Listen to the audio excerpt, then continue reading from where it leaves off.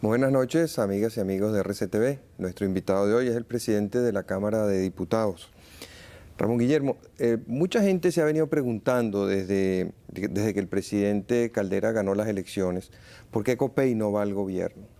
¿Cuál es esa resistencia que tiene cuando todo el país identifica al presidente Caldera con Copey?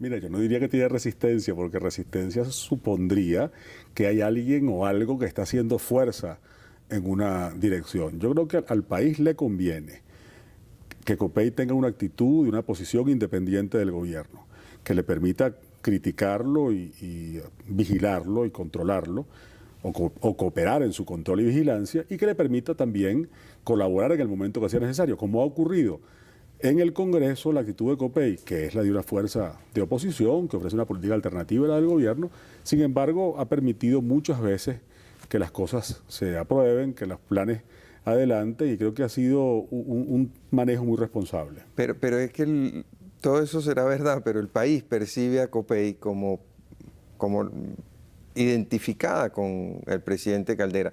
Nadie en el país, uno lo ve en las encuestas, ve a Copey como una fuerza de oposición. Nadie piensa que Copey va a estar controlando al presidente. En general, lo que se percibe es una identificación. Sí, yo creo que no lo ven como una fuerza de oposición y por razones perfectamente explicables. Una histórica.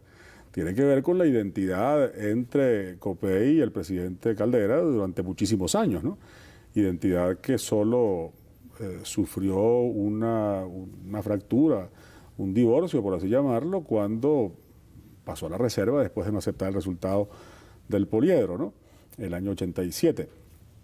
Pero además de eso, tal vez también contribuye a que esa imagen no se esclarezca el que el tipo de oposición que Copey ha estado haciendo, más allá de la mayor o menor fuerza con la cual algunos voceros la plantean, ha sido una constructiva que no ha tenido una actitud sistemática. Yo personalmente me he empeñado y me ha tocado, primero como jefe de la fracción parlamentaria, bueno, ahora como presidente de la Cámara no es exactamente el papel de un vocero de oposición, no me corresponde, pero con relación al presidente Caldera, yo insisto en que nosotros tenemos que tener una actitud que no puede ser ni la de la nostalgia, ay caramba, cuando Caldera estaba aquí, entonces vivir con ese permanente guayao, ¿no?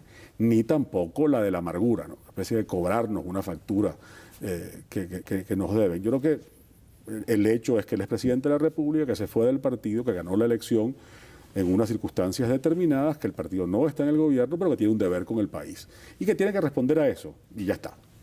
Ahora, si uno se pone a ver los últimos 15 años, los dos gobiernos de Acción Democrática, el del presidente Lucinchi y el del presidente Pérez, son percibidos como tal vez como los dos peores gobiernos de la era democrática, por decir algo. De manera que es difícil explicarse entonces cómo Acción Democrática se ha recuperado de esos dos gobiernos tan malos, y Copey, que fue oposición durante esos dos gobiernos, no está en primer plano en este momento, sino sigue muy por detrás de Acción Democrática en las encuestas. Yo creo que tiene mucho que ver con lo que antes hemos conversado, con la percepción de la gente con relación a este gobierno, que si el gobierno acumula méritos no son abonables a la cuenta de Copey, si el gobierno acumula descrédito y es criticado, pues Copey no es como te digo yo, impermeable a esas circunstancias, porque hay...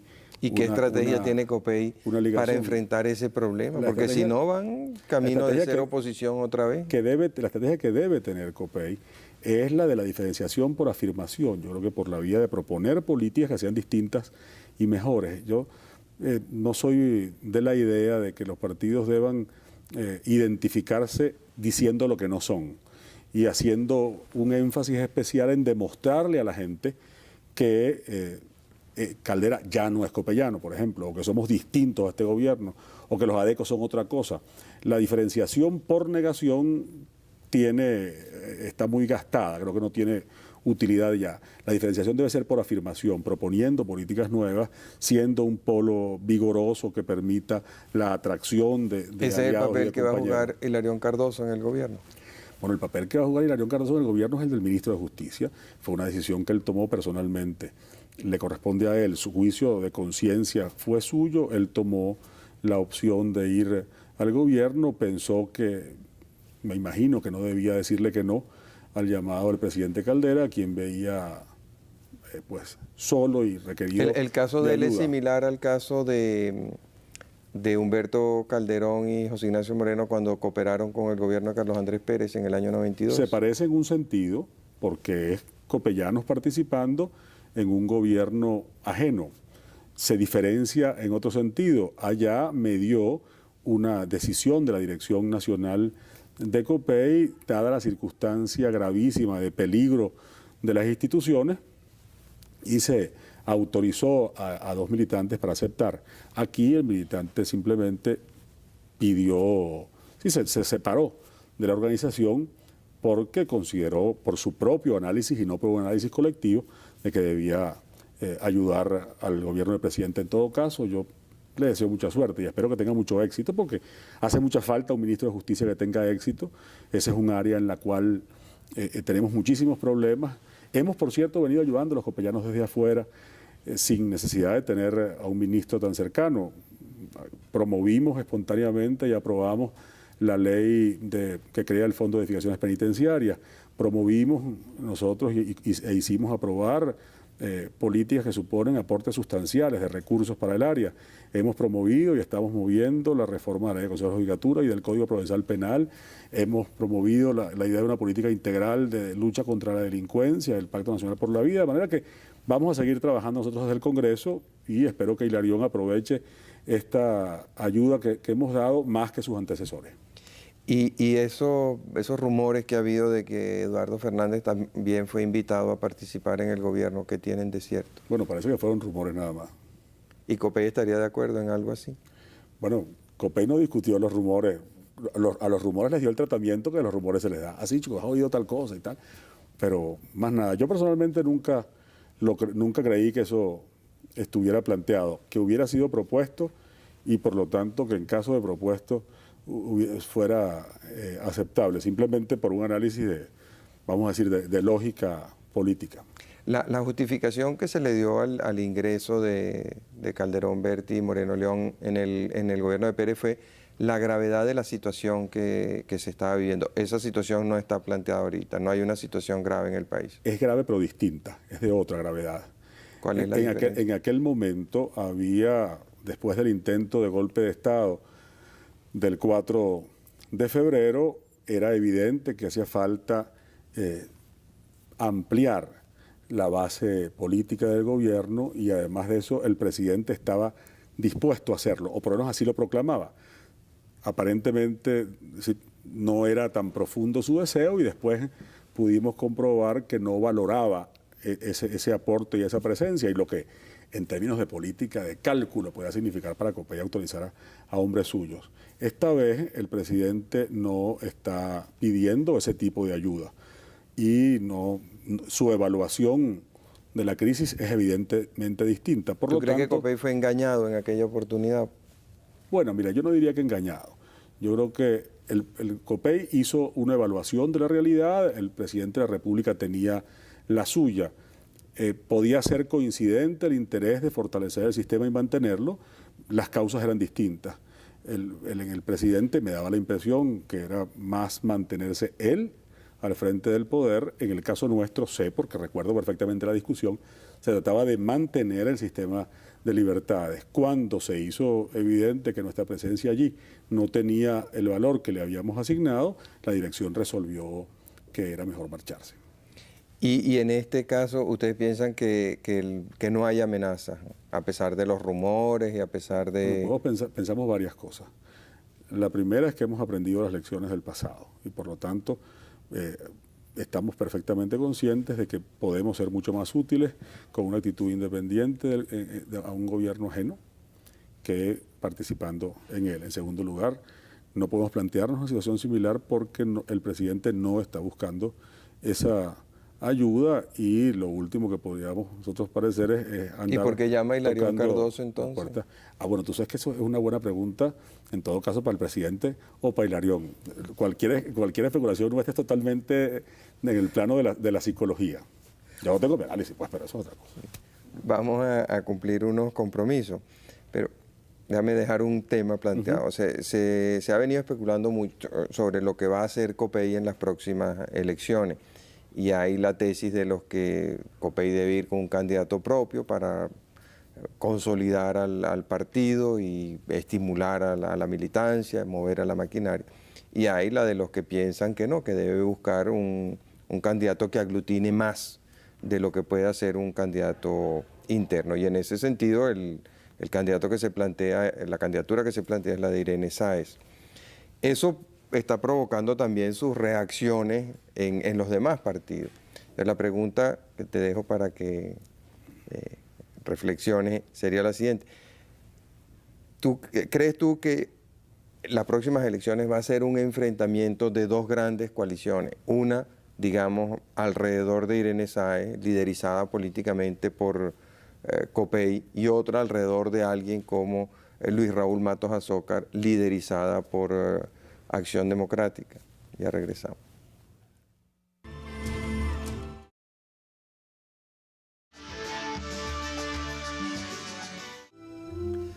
Hace un momento comentábamos que cuando algunos en COPEI asomaron la posibilidad de que Irene Sáez fuese la candidata presidencial de COPEI, nadie se imaginaba el revuelo que eso iba a provocar y el terremoto político.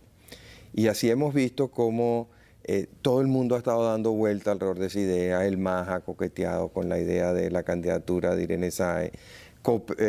COPEI, dentro de COPEI algunos han reaccionado violentamente contra eso, promoviendo candidaturas propias, el caso de Eduardo Fernández, el caso de Humberto Calderón Verde. Acción Democrática, hay gente que ha estado también inclinada hacia la idea de Irene Sáez, con poco éxito, y se ha ido concentrando la fuerza en Alfaro. Y recientemente se ha visto cómo el poder político de Luis Raúl Matos Azócar ha venido creciendo, y hay una evidente vinculación entre Convergencia y Acción Democrática que pudiera llevar a una candidatura de Matos Azócar. ¿Qué piensas tú de eso? ¿Cómo lo ves? Bueno, ese es un escenario interesante y perfectamente probable. Tiene, desde luego, algunas cosas a las cuales habría que anotar. Sería una experiencia inédita en el sentido de que los dos partidos más grandes hasta ahora nunca han presentado candidatos que no salgan de su seno. Ya sería raro que uno los presentara, pero que los dos, bueno, en una elección que todo el mundo predice, yo mismo me siento inclinado a pensar que será muy distinta a cualquier otra anterior, pues sería ese un dato que le daría una particular originalidad. Lo que yo creo, desde el punto de vista de social cristiano, pues como militante de COPEI, es que COPEI debe trabajar para ser el núcleo de uno de los polos, a ser preferible el polo triunfador en la próxima elección. Pero tú piensas que va a haber polos otra vez, no como en la elección pasada en que hubo 4 candidaturas. Yo creo que la situación multipolar, el pluripartidismo, que ha tenido más tiempo en la democracia venezolana, más tiempo de vigencia que el bipartidismo, el pluripartidismo es siempre transitorio. Los sistemas democráticos tienden hacia la bipolaridad. Por supuesto, eso no quiere decir, la bipolaridad no es sinónimo de AD y COPEI, por supuesto. La vitalidad, el vigor de una fuerza política es la que su sintonía con la realidad es la que le permite constituirse en un polo o en el núcleo, mejor dicho, de uno de los polos, porque los polos tienden a ser simplificadores, abarcadores, gente de diversas opiniones, como pasó detrás de Luis Herrera, como pasó detrás de Eduardo Fernández, como pasó detrás de Carlos Andrés Pérez, o de Jaime Lucinchi, o de Lorenzo. Gente de distintas opiniones, por adhesiones, por aproximaciones o por rechazos, se agrupaba allí. Puede ahora pasar que esto sea una confluencia de partidos distintos, también puede pasar. Hace unos años nos sentíamos copellanos y masistas muy lejos. Ahora tenemos no solo experiencias comunes de gobierno regional y de campañas electorales regionales, no solo además la experiencia común de un del gobierno parlamentario y de la alianza en el Congreso, sino además en la vida real apoyos comunes a políticas de reforma que hace un tiempo no eran materia que nos identificara. Bueno, porque la realidad se mueve, la realidad cambia. Yo creo que lo importante para COPEI, y creo que sería muy útil para el país, es el tener la vitalidad por la propuesta, vitalidad por el protagonismo de sus hombres y sus mujeres, vitalidad por su capacidad para interpretar la realidad, para ser el núcleo de una política de cambio que sirva para que mucha gente se sienta interpretada de muchas regiones, de muchos sectores, de muchas opiniones. Si COPEI está así de fuerte, el dato del candidato, ese ingrediente va a resolverse más fácilmente y sin duda con menos trauma de lo que podría predecirse, porque el partido irá fuerte y confiado en sí mismo y en su capacidad de ser una opción para el país. A mí personalmente lo que no me gusta es la idea de que nosotros escojamos la candidatura pensando en salvarnos nosotros y no en lo que podemos hacer para ayudar a cambiar el país. Y eso no es lo que hay detrás de la posible candidatura de Irene Sáez. Puede haber el análisis de algunos, no lo dudo, y me parece que es una óptica equivocada de ver el asunto. Si Irene Sáez va a ser candidata presidencial y si va a ser candidata presidencial nuestra, que por cierto no son necesariamente la misma hipótesis, no necesariamente, pero siendo así, si ella va a ser candidata debe ser porque le haya claramente mostrado al país que es una opción de futuro, que tiene el programa, las convicciones, la capacidad, las ideas para gobernar al país en un tiempo como el que se avecina después de este gobierno. Pero tú no pareces muy convencido de que las tenga. Bueno, hasta ahora no tengo elementos de que así sea. No estoy cerrado a recibirla. ¿No te ha convencido Chacao? Tan bello todo. Me parece que es un estupendo gobierno municipal. Yo no vivo en Chacao, pero yo vivo en Libertador, ¿no? Pero por supuesto que paso por Chacao mucho y tengo familia allí y la gente que está allí está muy contenta. Por supuesto que me parece que Chacao muestra lo que puede mostrar, como un municipio pequeño, con bastantes recursos, con un tipo de problemas que son muy distintos a los problemas del resto del país, en su conjunto puede ser bien manejado. Creo que eso habla bien de quienes están al frente del gobierno de Chacao.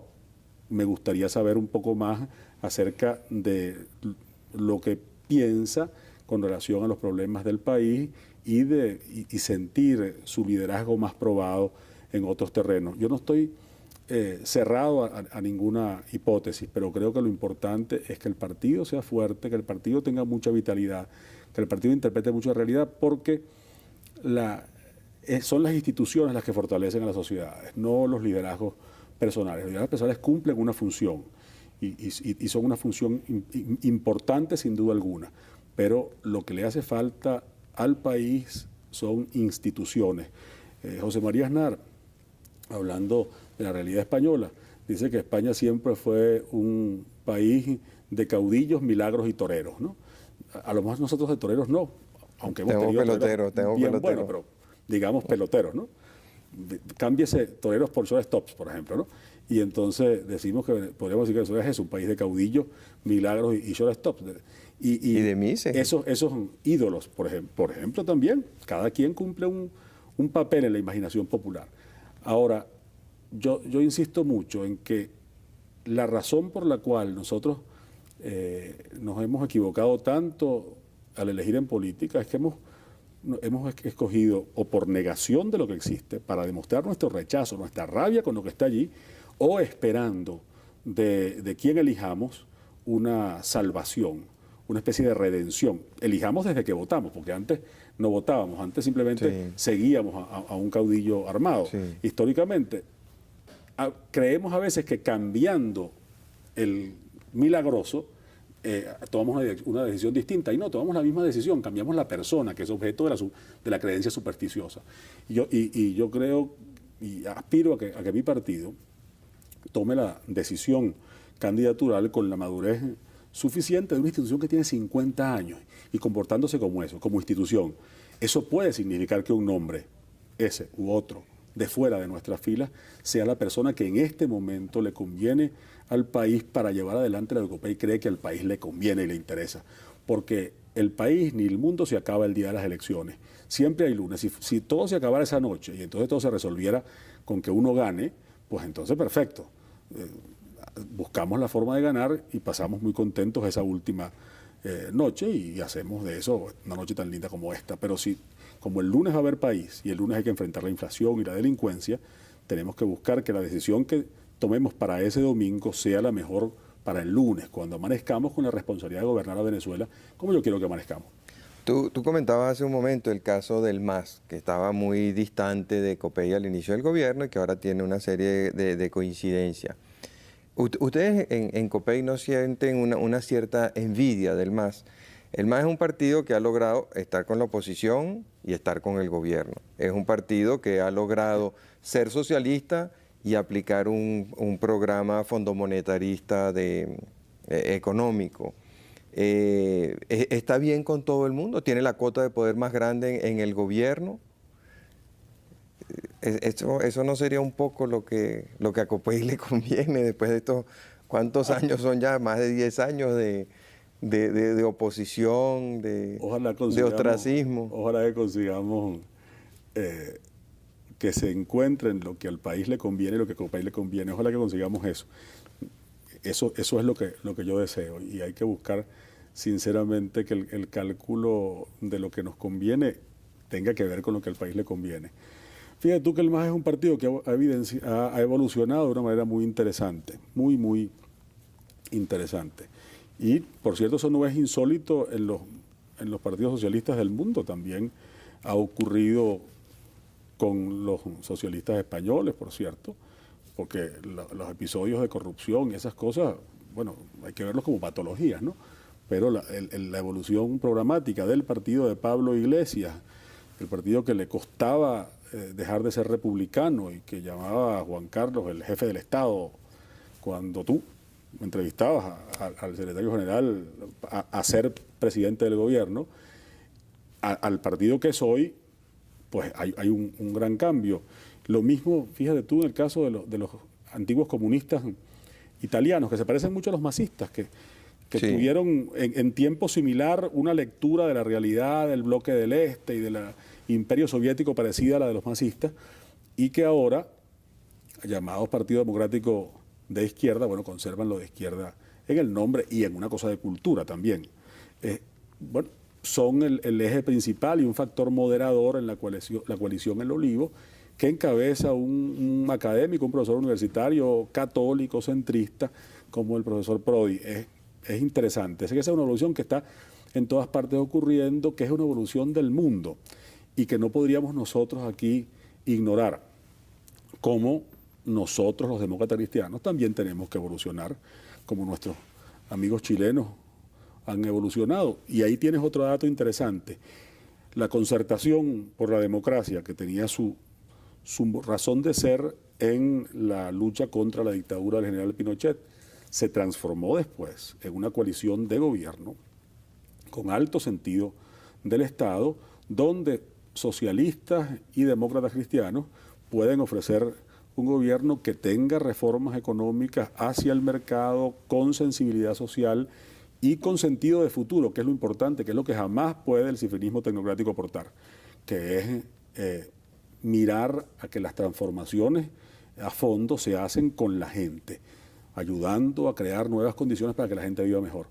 Y es allí donde Copey, por ejemplo, puede tener un papel señalado en el país que contraste con el inmediatismo de este gobierno, que pasó de la obstinación populista, de repente a simplemente comprar llave en mano un paquete de ajuste económico, y frente a una opción como la de Acción Democrática, que es simplemente la de a estas alturas, la de una maquinaria electoral, que cada vez opina menos, que cada vez tiene menos políticas que ofrecer. Por cierto, contrario, es una evolución que va en sentido contrario a lo que fue su origen, que era un partido de políticas, un partido de propuestas, de un sentido de futuro. Bueno, lo que yo quiero es que Copey sea ahora quien protagonice las nuevas propuestas hacia el futuro de Venezuela, porque el debate venezolano está agobiado y se siente agotado porque ha perdido el sentido de futuro.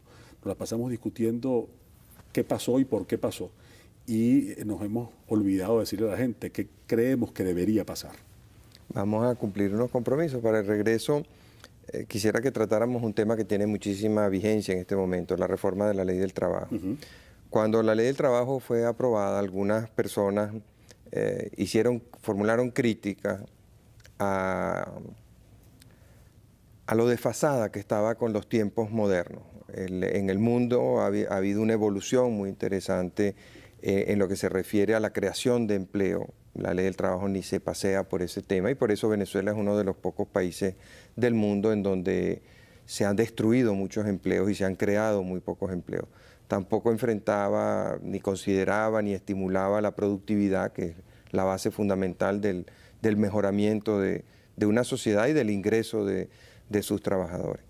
Todas esas quejas que se formularon, los sistemas de previsión social completamente inadecuados, corruptos y además clientelizados, también fracasaron, y de manera que afortunadamente después de toda esta serie de fracasos da la impresión de que el país está aprendiendo, y en una forma muy inteligente se ha estado discutiendo la reforma y ya los factores principales, el Estado como regulador de la sociedad, como árbitro de la sociedad y como principal empleador del país, los trabajadores y los empresarios se han puesto de acuerdo. Ahora le toca al Congreso. Te toca a ti además como presidente de la Cámara de Diputados orientar ese debate.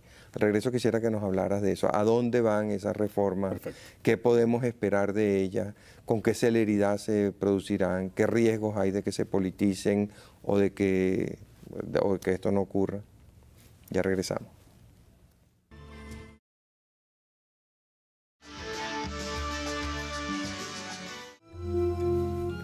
Habíamos dejado pendiente el tema de la reforma de la Ley del Trabajo. ¿Qué va a pasar con esa reforma y qué garantía tenemos de que esta vez sí se van a contemplar los problemas fundamentales de empleo que existen actualmente en el país y de prestaciones en el sentido de pensiones, jubilaciones, atención hospitalaria, seguro de paro forzoso, ese tipo de... En el Congreso hay una mayoría muy clara de la gente que está a favor de cambiar este sistema que tenemos actualmente, que yo en lo personal creo que es un mal negocio redondo, pues un mal negocio para todo el mundo, Sí. por un sistema que permita creación de nuevos empleos, aumentos verdaderos de salarios, protección para la contingencia de que uno por distintas causas pierda su trabajo, y que sustituyendo a este paro forzoso que tenemos actualmente, seguro que es simbólico, más intención que otra cosa, y sobre todo, y en un problema que puede ser socialmente gravísimo en el futuro, por razones del crecimiento de la población, que garantice las posibilidades de un retiro digno para los trabajadores, que en este momento no existen, y que cuando mi generación esté retirándose va a ser sería una enorme carga social para Venezuela. Esa mayoría que en el Congreso hay, que tiene sus matices por supuesto, sus acentos cada quien, ha estado a favor de la idea de la reforma del régimen de prestaciones, le dio la bienvenida a los acuerdos tripartitos. Algunos expresamos, bueno, hay que aprovechar esta oportunidad, hay que evitar que esto se convierta en otro pacto antiinflacionario, ¿no? Mucha ceremonia, mucha solemnidad, mucho anuncio y después nada. Yo personalmente como presidente de la Cámara, interpretando esa mayoría sólida que hay en la Cámara a favor de las reformas, pero con el deber que tengo también de garantizar que la minoría de diputados que están en contra de ellas, porque son partidarios del actual régimen de prestaciones sociales, bueno, tenga también sus derechos respetados y pueda presentar su argumento o presentar su caso responsablemente. Tomé los siguientes pasos. El primero, tratar de convencer al gobierno desde la misma noche del anuncio de que lo conveniente era una ley de las que llaman ómnibus, que yo le dije venezolanamente ley autobús, donde vinieran el conjunto de reformas a varias leyes, básicamente trabajo y seguro social y pensiones y jubilaciones de la administración pública, y la propuesta de los fondos de pensiones, pues el nuevo régimen en una que permitiera dar una discusión integral. El gobierno tomó el camino de presentar la reforma de la ley del trabajo sola. la ministra del Trabajo, cuando me llevó el proyecto, al intervenir allí, dijo que este proyecto no podía analizarse aislado del conjunto de la reforma de la Seguridad Social, que es lo que es nuestro punto de vista. Bueno, pues la realidad es que tenemos el proyecto allí. Nombramos una comisión especial, de forma que hubiera un grupo de diputados que estuvieran dedicados a eso y solamente a eso. Esa comisión además va a ver todos los proyectos que vengan con motivo de tripartita, para que se reforzar la idea de integralidad. Ahora, ¿no se corre el peligro en esta discusión de que caigamos en ese preciosismo de nuestras leyes, en donde por querer hacerlo mejor hacemos cosas que después son absolutamente impracticables, como en la Constitución, cuando garantizamos educación, salud, vivienda? Precisamente es lo que no queremos que ocurra. Queremos que haya entre la intención y la realidad la distancia más corta posible. Por eso, por ejemplo, ahorita están muy interesados ellos en los cálculos actuariales, los diputados que están en la comisión, en los cálculos actuariales, para que tengamos una aproximación de la mayor certeza acerca de los costos para la administración pública y para el sector privado, pero además de los cálculos económicos. Tú sabes, por cierto, que este Congreso de esta época se ha ocupado de una dimensión de la legislación que nunca antes se ha ocupado nadie, que es cuánto cuesta. Sí. Creamos una oficina de asesoría económica e investigaciones, nombramos a Gustavo García, director de la oficina. Además de eso, es un convenio con el BID para el financiamiento de la oficina que va a empezar a actuar ahora, porque es una dimensión esa, práctica, a la que tú te refieres, que mucho nos interesa. ¿De dónde va a sacar el Estado, por ejemplo, el dinero para esto? El Estado que ni siquiera ha pagado intereses sobre las prestaciones. Sí, por cierto que para el Estado y para los trabajadores del Estado es el problema más grande, porque en principio las empresas se supone que tienen su apartado, su reserva para las prestaciones. Sabemos que no es lo que ha ocurrido en el sector público. Por cierto, no así en la Cámara de Diputados. Y lo digo como homenaje a mis antecesores y como ratificación de esta administración mía que ya lleva año y pico. Nosotros tenemos las prestaciones completicas de nuestros trabajadores, todas ellas, que podríamos... La transferencia para nosotros no es en ese sentido un problema, pero cierro paréntesis y sigo. La propuesta que el gobierno hace, que está en el proyecto, de un pago gradado entre efectivo y bonos y a lo largo de 5 años para cancelar a la gente la deuda por el viejo sistema de prestaciones, es algo que se está estudiando mucho en la comisión. ¿Por qué? Porque si bien tiene ingredientes a favor, uno, la incapacidad que está el Estado de pagar, y dos, también la consideración económica, una inmensa masa de dinero puesta en la circulación en este momento tendría un impacto inflacionario, bueno, totalmente indeseable. Esos son elementos a favor de ese pago gradado. ¿Qué extremos está cuidando la comisión? ¿Qué está mirando? Uno, ¿qué pasa con los trabajadores que en ese tiempo de 5 años cese la relación laboral, sean despedidos? Entonces hay que o se retiren. O se retiren. Entonces, ¿cómo hacer con ellos? ¿De qué manera solucionar ese problema? ¿De qué manera hacer esa cancelación de un modo que sea también más justo con ello? ¿De qué manera garantizar que el Estado tenga con qué financiar? Allí vamos, desde luego. Y esta es una reforma que, para hacerla viable, va a requerir, como siempre pasa, de que otras áreas de la reforma pública sean verdaderas, ocurran. De que un 25% de todo ese paquete de prestaciones y compensaciones se pague en los primeros 6 meses. ¿Se ha calculado el impacto inflacionario que eso va a tener en la economía? La comisión está precisamente estudiando eso. No hay en la propuesta del gobierno, no hay en la exposición de motivos ninguna referencia a ese asunto. Y yo tengo muy presente, Marcel, tú comenzaste cuando en el medio anterior introducías la pregunta, recordando la discusión de la ley del trabajo. Y yo he tenido muy presente a lo largo de estos años, que no son tantos desde que se aprobó la última reforma, muy presente esa discusión.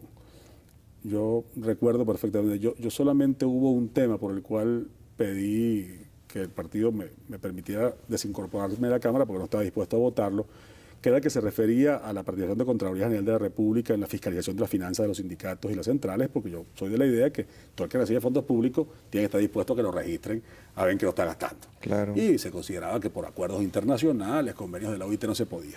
Sin embargo, yo voté todo lo demás. Y he pensado mucho en eso porque recuerdo de cuando el presidente de la Comisión Especial de la Cámara de Diputados, que era en ese momento un diputado suplente nuestro, se había incorporado para eso, que después fue el ministro Juan Nepomuceno Garrido, informó al Comité Nacional de la ley, de todo lo que traía. Yo recuerdo que cuando yo intervine en comité, pregunté cuánto cuesta. Yo, ¿cómo cuánto cuesta? Bueno, ¿cuánto cuesta? Esa cuenta se sacó, porque a mí me encantaría tener todas esas cosas, pero quiero saber si tengo que pagarlo. Bueno, me respondieron, por supuesto, que yo no era economista, sino laboralista, y que nadie sacaba cuentas en Venezuela y que nadie tenía estadísticas. Yo, sin embargo, voté la ley, salvo en ese aspecto que he hecho la salvedad. Y es evidente que hemos sentido que esa cuenta no estaba sacada.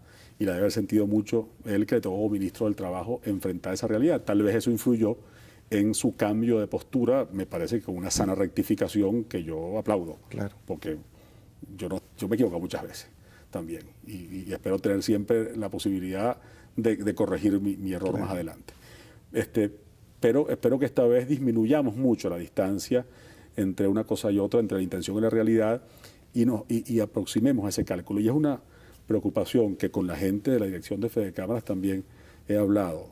Los cálculos actuariales, saber el impacto que eso va a tener en cuanto a costos afrontables en el momento y el cómo manejar las variables inflacionarias. Porque yo he oído al vicepresidente primero de Fedecámara, al doctor Aurelio Concheso, declarar que hay una capacidad ociosa en la industria que tendría una reacción muy positiva ante el crecimiento de la demanda y que eso va a significar que más bien se va a mover el aparato productivo. Bueno, ojalá. Bueno, y también se puede mover el aparato de importación, pero porque claro, con la sobrevaluación de la moneda... Lo más fácil que se mueva, pues lo sabemos todos, es la importación, que es más rápida. El área de comercio y servicios son mucho más susceptibles a las presiones de la demanda rápida, porque además, pues, por los puertos es siempre mucho más fácil, sobre todo ahora que ya ni siquiera está todo aquello andamiaje horrendo de la permisería para traer las cosas. Y sobre todo, y tú lo tocaste y no quiero dejarlo suelto, por el tipo de cambio, por cómo evaluamos la moneda venezolana. No hay duda que va a tener si no se toman medidas con relación al tipo de cambio, eso tendrá un efecto inmediato en las importaciones y a la hora de pararlo va a ser mucho más costoso. Esa es una cuenta que también espero que el gobierno esté sacando, y creo que desde el Congreso debemos colaborar para que el gobierno saque, porque si no, la cuenta no la va a pagar el gobierno, la vamos a pagar todo. Bueno, muchas gracias. Lamentablemente se nos ha terminado el tiempo. Te deseo mucho éxito en la Cámara de Diputados, porque este tema de la reforma de la Ley del Trabajo es muy importante, y como tú decías bien, no podemos volver a equivocarnos. Se han perdido demasiados empleos en Venezuela en los últimos años. El poder adquisitivo del salario ha disminuido de una manera dramática, y a cambio de eso no hemos tenido, más bien ha habido un gran deterioro también en las prestaciones de salud y en las pensiones de vejez y las jubilaciones en todo el país, de manera que si hay un lujo que no podemos darnos es el de equivocarnos una vez más en esta reforma.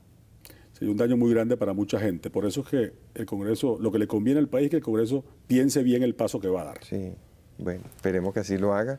Muchas gracias, amigos, por su atención. Los espero el próximo lunes a las 11 como de costumbre. Hasta entonces.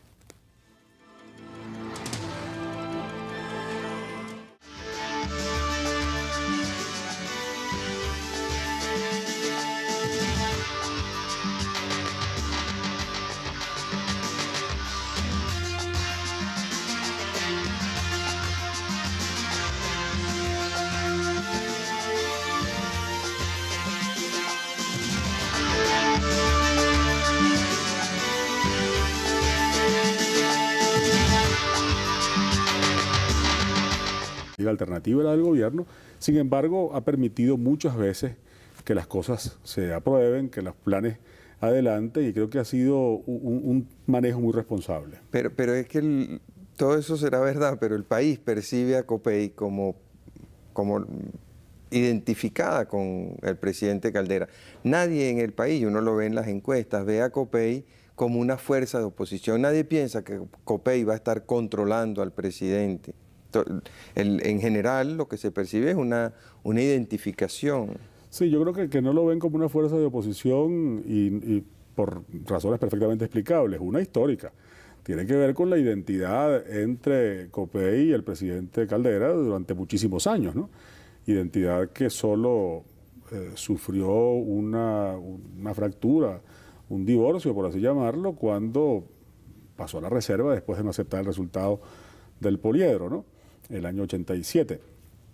Pero además de eso, tal vez también contribuye a que esa afirmación, yo creo que por la vía de proponer políticas que sean distintas y mejores. Yo no soy de la idea de que los partidos deban identificarse diciendo lo que no son y haciendo un énfasis especial en demostrarle a la gente que Caldera ya no es copeyano, por ejemplo, o que somos distintos a este gobierno, o que los adecos son otra cosa.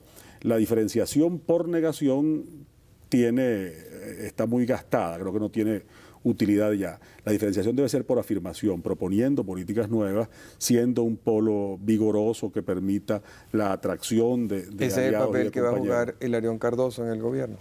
Bueno, el papel que va a jugar Hilarión Cardoso en el gobierno es el del ministro de Justicia. Fue una decisión que él tomó personalmente.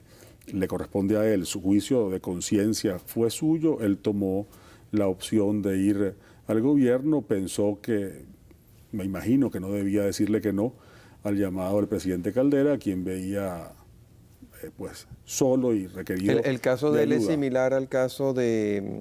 No se esclarezca que el tipo de oposición que Copey ha estado haciendo, más allá de la mayor o menor fuerza con la cual algunos voceros la plantean, ha sido una constructiva que no ha tenido una actitud sistemática. Yo personalmente me he empeñado y me ha tocado, primero como jefe de la fracción parlamentaria, bueno, ahora como presidente de la Cámara no es exactamente el papel de un vocero de oposición, no me corresponde, pero con relación al presidente Caldera, yo insisto en que nosotros tenemos que tener una actitud que no puede ser ni la de la nostalgia, ay caramba, cuando Caldera estaba aquí, entonces vivir con ese permanente guayao, ¿no?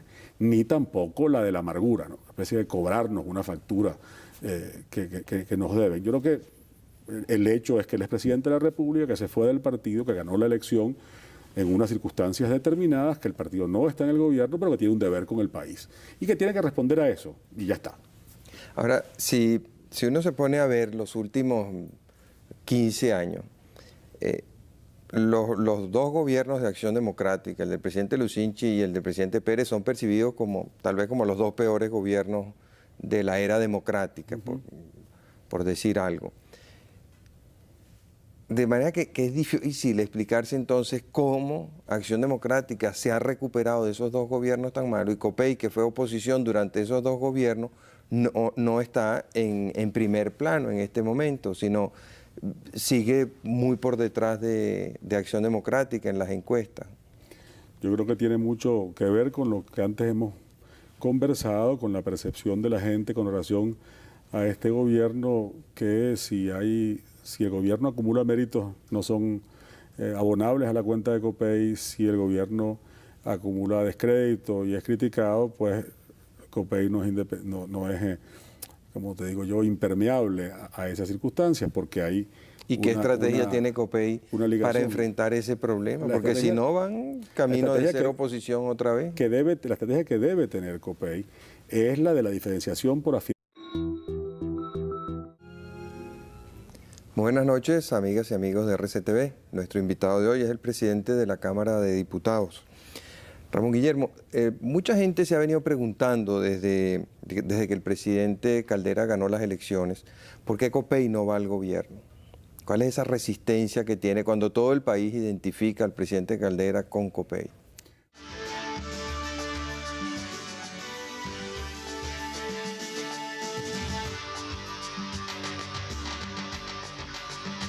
Mira, yo no diría que tiene resistencia, porque resistencia supondría que hay alguien o algo que está haciendo fuerza en una dirección. Yo creo que al país le conviene que COPEI tenga una actitud y una posición independiente del gobierno, que le permita criticarlo y vigilarlo y controlarlo, o cooperar en su control y vigilancia, y que le permita también colaborar en el momento que sea necesario, como ha ocurrido en el Congreso. La actitud de COPEI, que es la de una fuerza de oposición, que ofrece una política